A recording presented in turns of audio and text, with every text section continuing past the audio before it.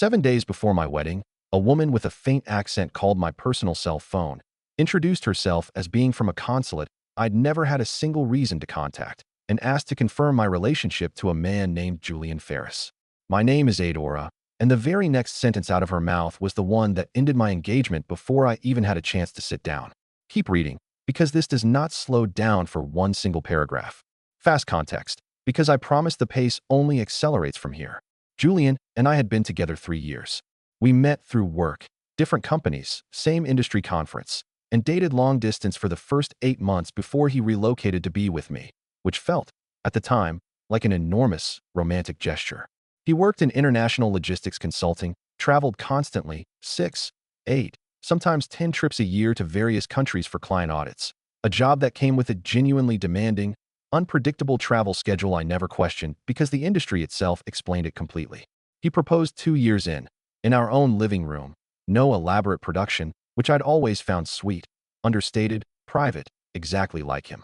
7 days before our wedding, on a Wednesday afternoon, I was at my desk at work when my personal cell rang from a number with an unfamiliar international prefix. I almost let it go to voicemail. I generally don't answer unknown international numbers, but something made me pick up, some idle curiosity I've thought about a lot since, because it changed absolutely everything that happened next. Hello, is this Adora Bello? A woman's voice, professional, careful, a faint accent I couldn't immediately place. I'm calling from the consulate regarding a spousal visa matter. I want to confirm, are you currently engaged to a Mr. Julian Ferris? I said yes, slowly, already feeling something cold settle at the base of my spine, because there is no version of that sentence. Confirm your relationship to your fiancé regarding a spousal visa matter. That lands anywhere good. I'm sorry to inform you of this over the phone, she continued, but our records show Mr. Ferris is currently listed as married to a citizen of ours as of 14 months ago. I'm calling because his current visa sponsorship paperwork lists you as a secondary contact, and there appears to be a discrepancy we need to resolve before we can process the renewal. I want to describe exactly what happened in my body in the 6 or 7 seconds after she finished that sentence, because I think it matters. I did not immediately understand it.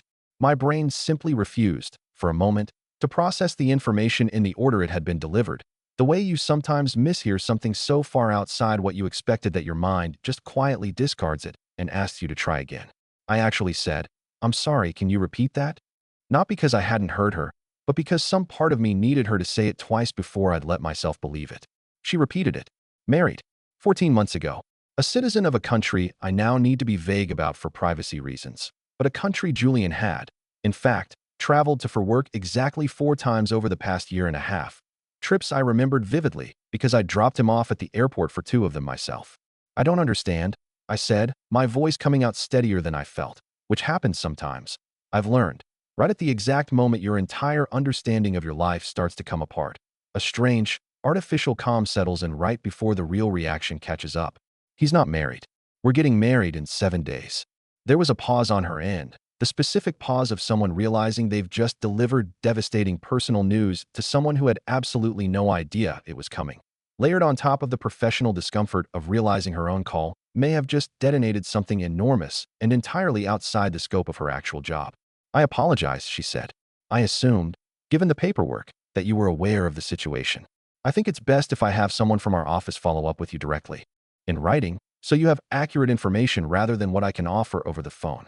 I hung up before she finished the sentence. I sat at my desk for I don't know how long. Long enough that a coworker eventually stopped by to ask if I was okay, and I said something about not feeling well, and I left work, and I don't fully remember the drive home.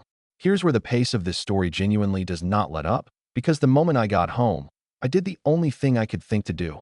I went looking for confirmation, and I found it faster and more completely than I ever expected to.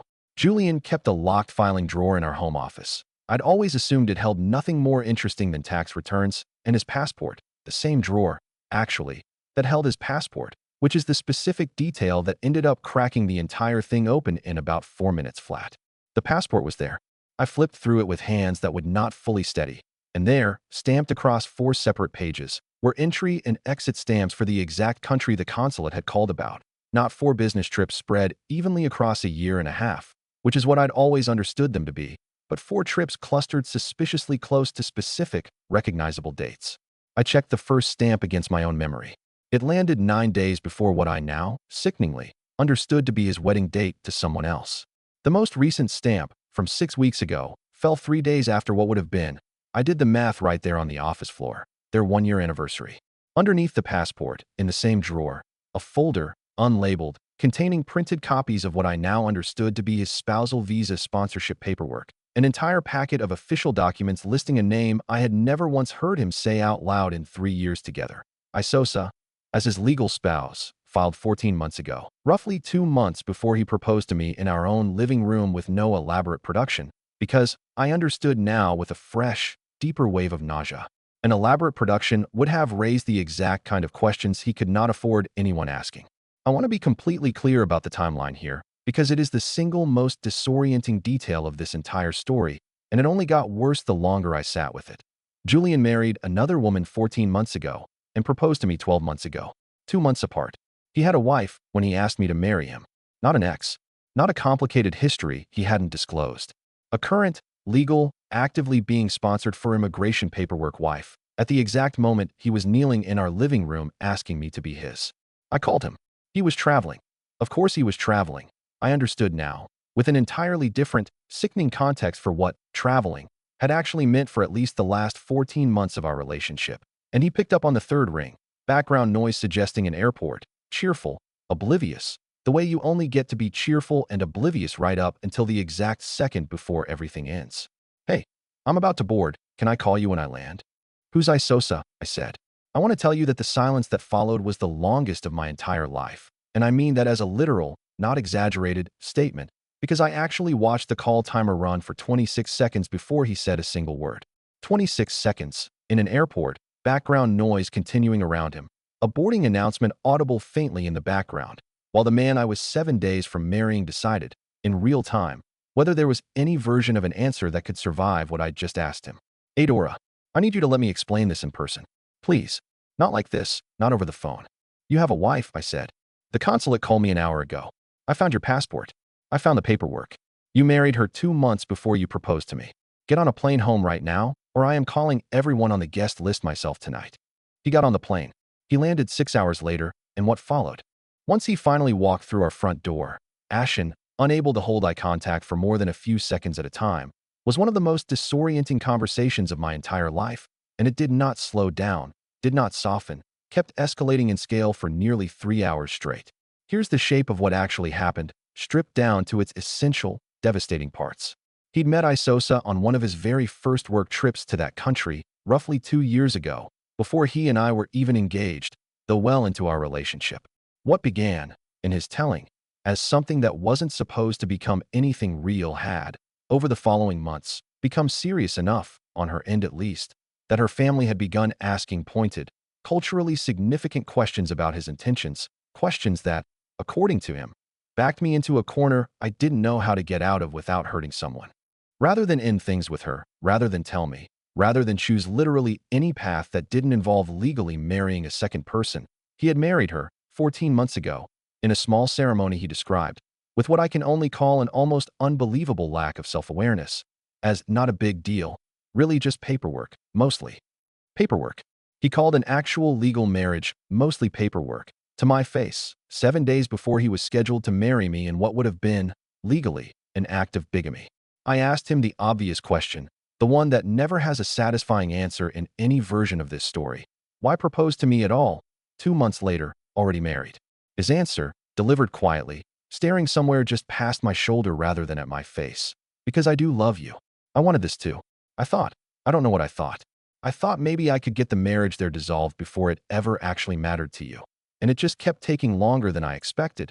And then it was somehow 12 months later, and we were 7 days from the wedding, and I still hadn't done it.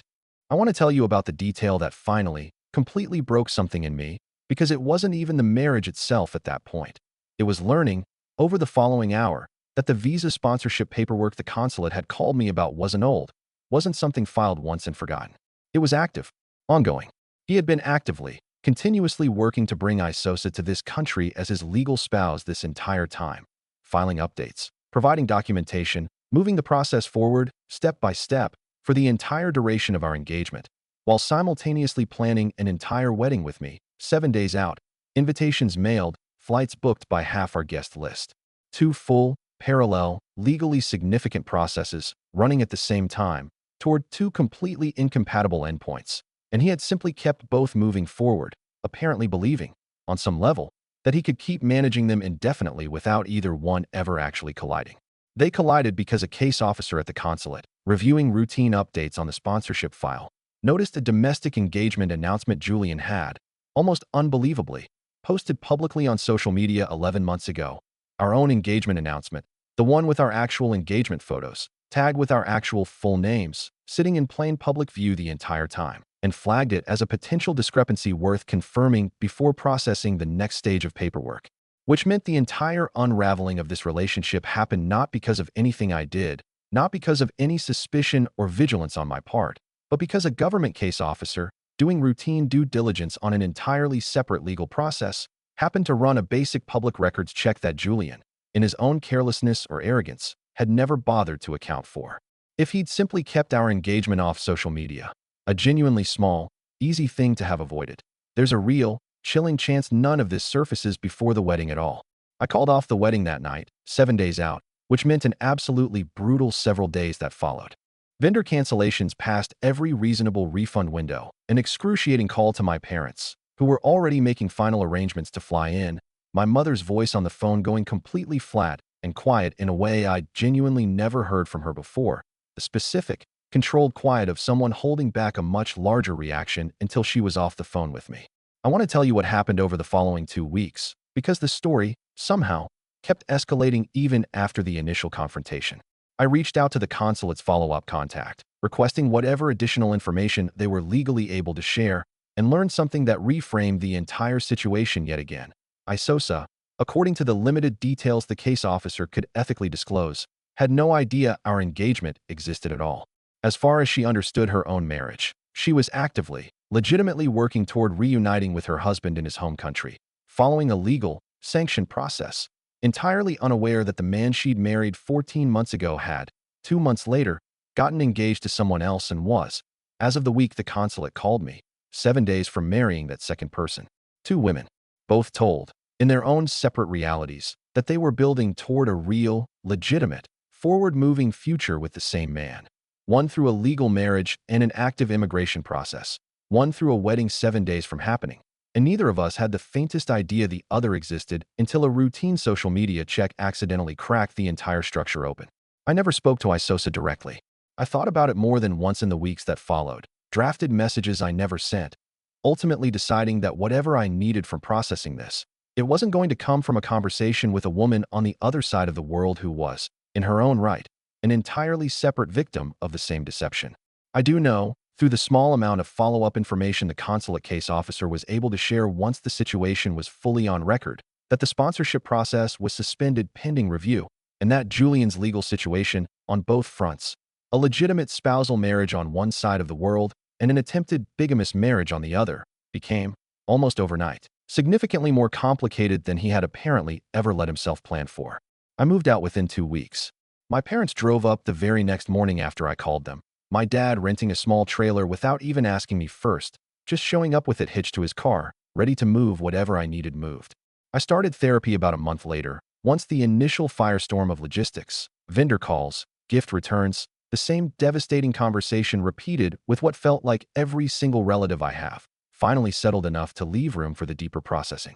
My therapist has helped me sit with something I genuinely did not have language for in the first few weeks, that the specific, layered nature of this deception, spanning countries, spanning legal systems, involving an entire second marriage I had absolutely no mechanism to independently verify, was not something ordinary vigilance could ever have caught. You cannot casually fact-check your partner's marital status in a country you've never lived in, through a legal system you have no access to, based on nothing more than a slightly too frequent travel schedule that a demanding, genuinely real job fully explained on its own. This wasn't a small lie hiding in plain sight. This was an entire second legal identity, built and maintained across borders, and the fact that I didn't detect it isn't a reflection of my judgment. It's a reflection of exactly how far someone is willing to go when they've decided they want 2 lives and are unwilling to choose between them. I think, more than anything, about that consulate case officer doing what was almost certainly a completely routine, unremarkable part of her job on an unremarkable Wednesday, and how her small, procedural act of due diligence ended up being the single mechanism that saved me from a marriage that would have been legally void from the moment I signed it. A marriage to a man who was already, at that exact moment, legally married to someone else, thousands of miles away, on the other side of an ongoing, active immigration process I had no idea existed. It's been almost 4 months now. My mother said something to me a few weeks after everything happened that I still think about constantly, sitting at her kitchen table, turning the entire timeline over and over the way I did constantly during that period, searching for some detail I should have caught. She said, "You didn't miss anything, Adora. You couldn't have caught this. This wasn't hiding somewhere you had access to look. You didn't fail. You just happened to be standing at the exact spot where a government office's paperwork finally caught up with him before your own wedding did." I didn't believe her at the time. I believe her more now, with enough distance to actually see the shape of what I avoided rather than only the shape of what I lost. If you've ever had an entire hidden legal reality about your relationship surface through something as procedural and completely outside your control as a government office doing routine due diligence, I want to hear about it. I think there's something strange and almost darkly clarifying about realizing how many of these stories don't get uncovered through our own vigilance at all, but through some entirely unrelated system, somewhere else in the world, simply doing its job at exactly the right moment. 7 days. One phone call from a consulate. That's all it took to learn which version of my life was ever actually real.